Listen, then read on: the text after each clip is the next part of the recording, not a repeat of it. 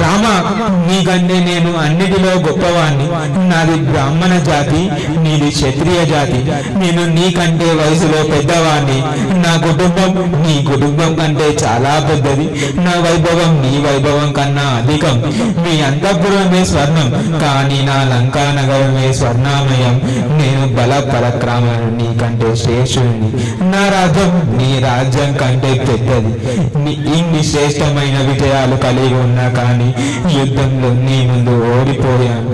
దానికి కారణం కేవలం నా శూర్పణకు చెప్పిన మాటలు వినడం. ఇది చెప్పుడు మాటలు వినే స్వభావం వలనే నా జీవితాన్ని నేనే అంతమందించుకుంటున్నాను. రామా, ప్రాణనాథా,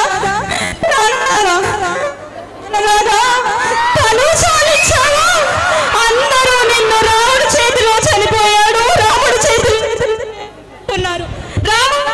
నిన్ను చంపాడు. నీకు ఇంద్రియ నిగ్రహం లేక ఇంద్రియాలను నిగ్రహించుకున్నట్లయితే, నీ కోరికలను అదుపులో ఉంచుకున్నట్లయితే ఈ రోజున లంకాపురిలోని నీ బలగం, నీ సుపుత్రులతో మనం హాయిగా సంతోషాలతో ఉండేవాళ్ళం. కానీ ఇంద్రియ నిగ్రహం లేకపోవడం వలన ఈ రోజును నిన్ను రాముడెక్కడయ్యా చంపాడు. నీ ఇంద్రియాలను నువ్వు నిగ్రహించుకోలేకపో. నీ చావుకి కారణం ఎదురా రఘుపతికి,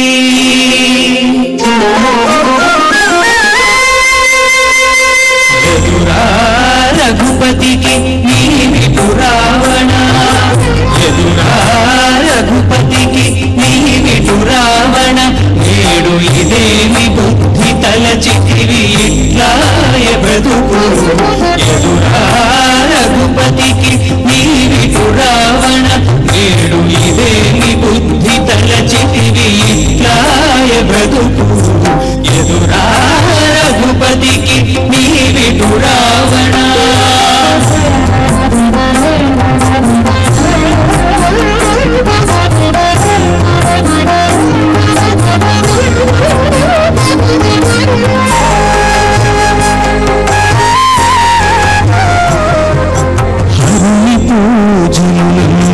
హరితో మాకునగ విరసమై కూలితివి వెర్రి రావణ.